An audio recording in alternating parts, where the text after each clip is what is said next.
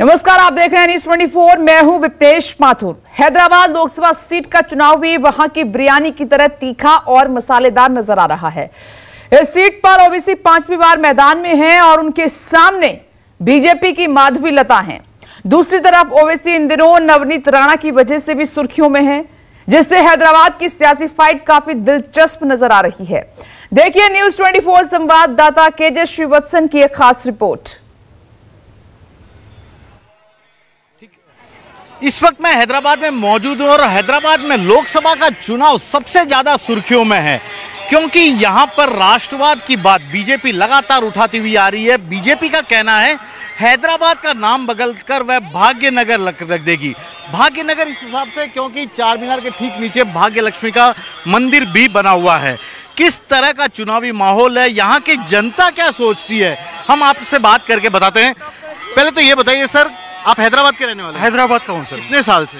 मैं हमारे बाप दादा के टाइम से हूँ सर। चुनाव का माहौल क्या है इस बार यहाँ का? माहौल तो बहुत ही अच्छा है सर। अभी तो बीजेपी आएंगी। ऐसा कैसे? बीजेपी का पूरा 100% भरोसा है सर, क्योंकि भाग्य लक्ष्मी हैदराबाद नाम बाद में बदला गया था।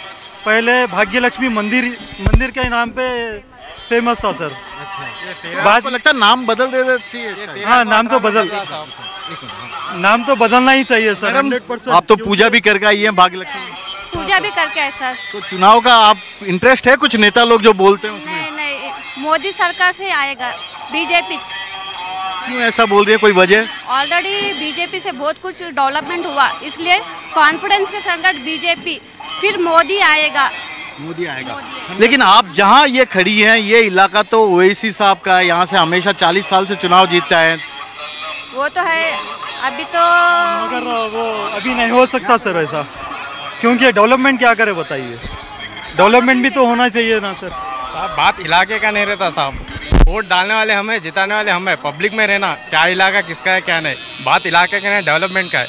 जहाँ डेवलपमेंट है वहाँ तो अपना 100% सपोर्ट रहना ही रहना चाहिए। हम दिए मौके दिए पर डेवलपमेंट कुछ भी नहीं करे। ओल्ड सिटी में नहीं हुआ डेवलपमेंट होना है यहाँ पे। अभी तो क्या होना चाहिए था सर? यहाँ पे एक शॉपिंग मॉल की ना, थिएटर की ना, चार मीनार ओल्ड सिटी बोलते डरना नहीं, पब्लिक बिंदास आना। चार मीनार ओल्ड सिटी जाना हो तो डरती पब्लिक, आज भी डरती। वो डर निकल जाना हो, वो डर निकलना, पब्लिक में पॉजिटिव थिंकिंग आना। हैदराबाद तो कॉस्मोपॉलिटन सिटी है, फिर ये old city, new city, hitech city ऐसा क्यों? यहाँ ओल्ड सिटी में क्यों नहीं ऐसा? वही पूछ रहा हूँ कि मैं असद जी को क्यों डेवलप नहीं कर रहे। इस साल से इतनी बजट आ रही थी, बजट को क्यों ओल्ड सिटीज कर रहे, क्या न्यू सिटी क्यों नहीं कर रहे बोल के मैं पूछ रहा हूँ कि असद जी को। माहौल क्या लग रहा है सर? आपके पास तो लोग भी आते हैं, बात भी करते हो। राहुल सर ही आना है, और क्या है, मोदी को ला के तो परेशान हो गए, और क्या लाते मोदी को, अब कांग्रेस को लाना है। अब यहाँ के MP बोला इसमें असद साहब आना है, दूसरा और कुछ नहीं। 40 साल से असद साहब भी के परिवार वो सब अल्हम्दुलिल्लाह असद साहब जैसा मेंटेनेंस कर सकते हैं, संभाल सकते, दूसरे कोई नहीं संभाल सकते।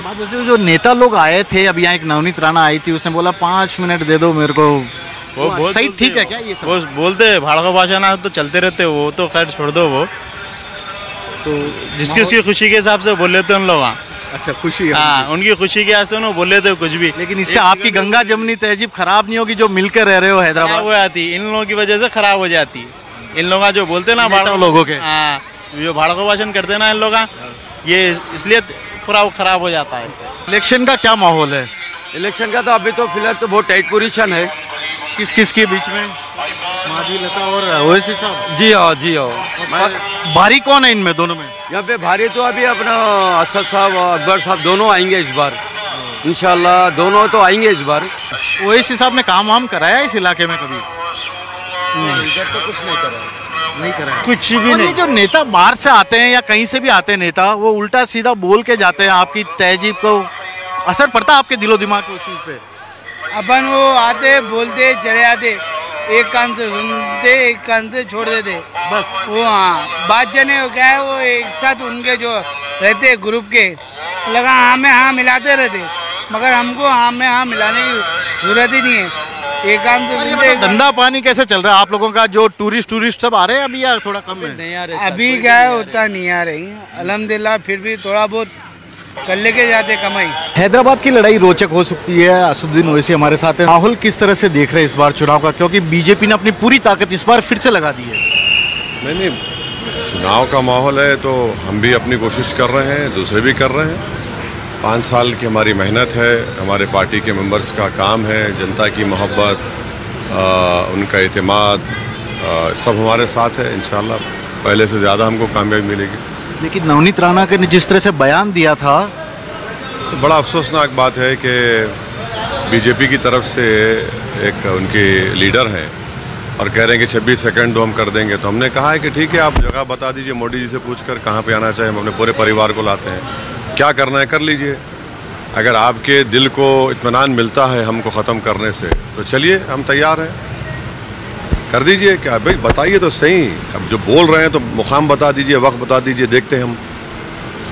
तो ये ज़बान का इस्तेमाल हो रहा है और अफसोस की बात यह है कि इलेक्शन कमीशन हो या पुलिस हो, वो खामोश तमाशे बने बैठे दिख रहा है। अगर यही बात हम बोल देते तो क्या होता। मगर अच्छी चीज़ है, भारत की जनता देख ले कि अभी नतीजा नहीं आया और ये हाल है अहंकार का। अब की बार 400 पार पहले 2 चरण में सुना था, उसके बाद तो फिर बात भी आई कि मुसलमानों का रिजर्वेशन दे दिया जाएगा छीन कर। हाँ, ये सब चंद्रयान 3 चला गया, 5 ट्रिलियन इकॉनमी चला गया, फिर आपके सिक्योरिटी काउंसिल की मेंबरशिप चले गई, विकसित भारत चला गया, विश्व गुरु चला गया, कुछ नहीं। अब असली जो चेहरा है बीजेपी का वो सबके सामने आ गया। वो तो सब एक फसाड था, अब असली चेहरा सामने आया है। वो है कि बस मुसलमानों को ज़िम्मेदार खड़ा करो, पॉपुलेशन का ज़िम्मेदार, ये घुसपैठी हैं, इनको ख़तरा बनाओ कि ये हिंदू महिलाओं के गले से मंगलसूत्र छीन लेंगे। तो वही तो एजेंडा है। और देश के प्रधानमंत्री की जो भाषा है वो प्रधानमंत्री को जेब नहीं देता। चुनाव तो हो जाएंगे, कोई जीतेगा कोई हारेगा, मगर देश के तो सोशल फैब्रिक रहना चाहिए ना।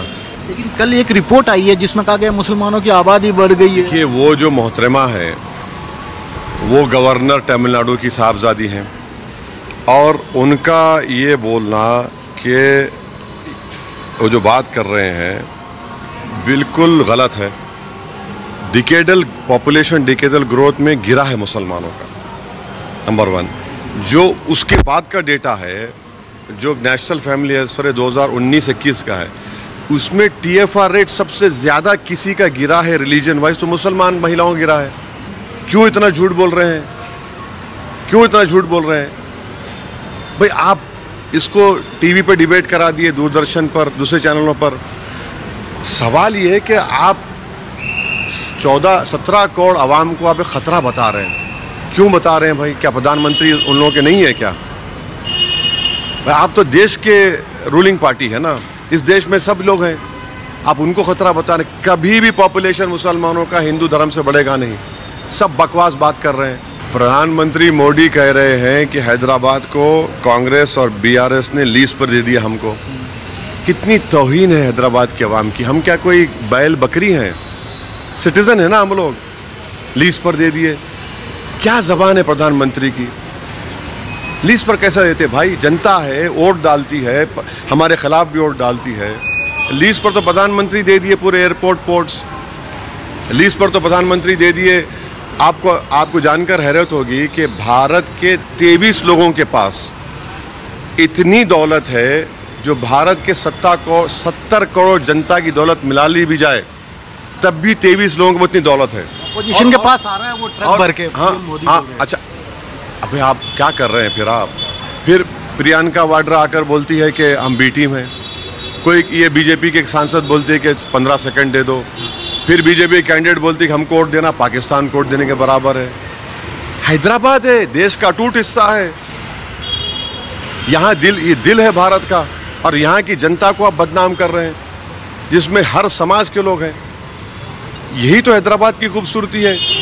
आप उसको ही बदनाम कर रहे हैं। ठीक है, 13 तारीख को जवाब मिलेगा उनको। आखिरी सवाल, पतंग काटने के लिए तीर चला रही है आपके ओपोनेंट जो आपके सामने चुनाव में खड़ी है। वो तीर हम पर या मस्जिद पर नहीं था, वो हैदराबाद के अमन पर था, तेलंगाना में दंगा कराने के लिए था और वो एक्सपोज हो चुकी है। बीजेपी का असली एजेंडा वही है। नवाब कबाब हैदराबाद की शान मानी जाती है, लेकिन इस बार की चुनावी फिजा काफ़ी रोचक बन गई है क्योंकि ओवैसी का गढ़ ढहाने के लिए माधवी लता चुनाव मैदान में खड़ी है। बीजेपी ने आपको टिकट के रूप में ब्रह्मास्त्र तो दे दिया, लेकिन ब्रह्मास्त्र का फार्मूला क्या है? कुछ बताया किस तरह से गढ़ ढहाया जाएगा? क्योंकि ये तो बहुत मजबूत किला कहते हैं। भैया मैं एक ही बात बताती हूँ, जिस देश में हर मजहब को एक भाईचारा से आगे लेके जाएंगे उसी देश प्रगति की ओर जाएगी। ये देखिए हमारे एक अपने भाई खड़े हैं जो कहते हैं ये गंगा जमुना का तहजीब है, आप उन्हीं के मुंह से सुन लीजिए। लेकिन आप गंगा जमुना तहजीब की बात करते हैं, वो कहते हैं कि आप लोगों के स्पीच इस तरह से हैं कि काफ़ी तनाव उत्पन्न कर देते हैं। भैया हमने आज तक ऐसा कोई भी स्पीच नहीं दी है, 200 सारा स्पीचेस उन्होंने नहीं दी थी। हम तो दरगाह भी गए थे, हम हज़रत अली साहब के जुलूस में भी गए थे, हम मुहर्रम में भी थे, हम हर जगह थे, हम गुरुद्वारा भी गए, हम चर्च भी गए, हम सबको मानते हैं क्योंकि सबका साथ ही सबका विकास हो सकता है। भैया मैं एक ही बात बताती हूँ, जिस देश में गरीब दलदल में है, जिस देश में गरीब के आंसू इस धरती पर टपकते हैं, वो देश आगे नहीं बढ़ सकती है। हमारा रहने दीजिए, मोदी भाई का रहने दीजिए, हमारा एक ही कर्तव्य है कैसे इस देश से गरीबी को उखाड़ के फेंक दे। गरीबी का नाम मजहब नहीं है, गरीबी का नाम प्रदेश नहीं है, गरीबी का नाम भाषा नहीं है, गरीबी का नाम किसी एक राज्य का नहीं है, गरीबी इस देश में है। इसको उखाड़ के फेंकने का ये क्या बोलते संकल्प हमारे प्रधानमंत्री प्यारे मोदी जी भी लिए हैं और हम भी अपने कॉन्स्टिट्यूंसी के लिए ले लिए हैं। लेकिन आप तो ये पूरे ओल्ड सिटी आज चक्कर भी लगाई और हमेशा यहाँ पर हर रोज एक बार तो आई जाती हैं यहाँ के पब्लिक से मिलने, यहाँ की प्रॉब्लम सुनने। एक नहीं 10-10 बुलडोजर चलाने की जरूरत है, अभी भी आपको लग रहा है इसी इलाके? हाँ जी, आप कहते हो अगर रोड को चौड़ा करना है तो एक गरीब का घर है, जब उसको आप निकालना चाहते हो तो पैसे वालों को घर कैसे निकाल? जो गलत घर बनाए पैसे वाले, उसके लिए तो 10-10 बुलडोजर तो चाहिए। तो पहले हम पैसे वालों जो गलत घर बनाए उसके ऊपर बुलडोजर चलाएंगे, हमारे गरीब भाई के घर के ऊपर नहीं। नवनीत राणा के बयान और उसके बाद ओवैसी का जिस तरह से बयान आया, उसके बारे में क्या कहना चाहेंगे? ओवैसी तो कह रहे हैं कि उनके भाई छोटे हैं, उसको मत छेड़ो, वो उनको बैठा के रखे हुए हैं, अगर उनको छोड़ दिया तो मुश्किल हो जाएगी। क्यों पागल है क्या वो? पागल के लोगों को एक जगह बिठा के रखते हैं, जिनकी होश है उनको एक जगह बिठाने की क्या जरूरत है? उन तो एमएलए हैं, लोगों के अंदर जाके उनको काम करना चाहिए। हम तो लोगों के बीच जाके काम कर रहे हैं, ये मसला तो मेरे समझ से बाहर है भैया। नवनीत राणा के बयान उन्हें समझ में नहीं आ रहा है।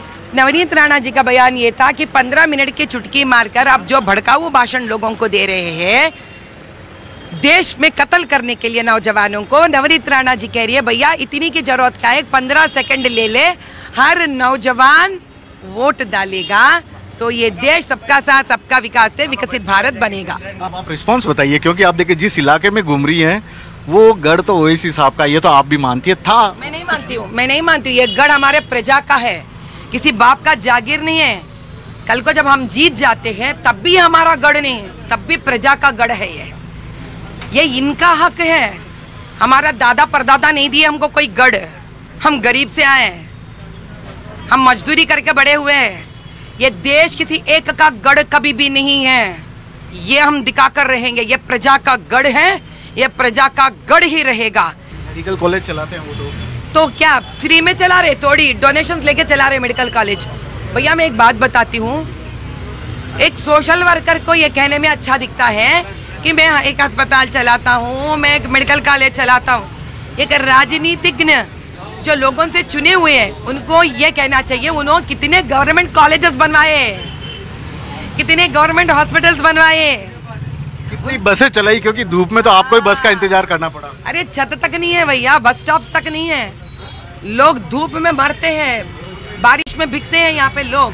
खुद का एक हॉस्पिटल रखकर, खुद का एक कॉलेज रखकर कहना तो आप सोशल वर्कर बन जाओ ना। आप एमपी क्यों बन रहे, एमएलए क्यों बन रहे? एमपी एमएलए का दायित्व ये है कि गवर्नमेंट से ये लोग फैसिलिटीज दिलाए ताकि वो फ्री में तो भी मिले या कम से कम दाम में मिले, ताकि हर गरीब वहां जाके पढ़ सके। क्या चैलेंज है आपकी तरफ से ओवैसी साहब को, क्योंकि उनके इलाके में आके उन्हीं को आपने चैलेंज किया, और चैलेंज भी ऐसा वैसा नहीं है, पूरी ताकत लगा दी, वो हैदराबाद से बाहर नहीं जा पा रहे हैं कहीं और प्रचार के लिए? क्योंकि अब की बार उनके 40 सालों के जो गलत हरकतें उन्होंने और उनके भाई मिलकर करे हैं, जिस प्रकार के भड़काऊ भाषण देकर कई नौजवानों की ज़िंदगी उन्होंने बर्बाद की है, जैसे वो खुद के कौम के ही ज़मीनें हड़प कर ना वो हिंदू के भाई बन सके ना मुसलमान के भाई बन सके हैं, और यहाँ पे अमन ना लाने का जो उन्होंने ठान लिया 40 सालों से, हमने उसको चैलेंज की है। माधवी लता हैदराबाद से बीजेपी की उम्मीदवार साफ तौर पे बता रही है कि किस तरह की विकास की योजना ये हैदराबाद के लिए रखती हैं।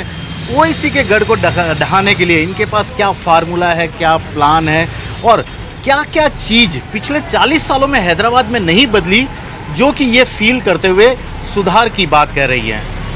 कैमरामैन विक्रम सिंह भाटी के साथ श्रीवत्सन, हैदराबाद न्यूज़ 24।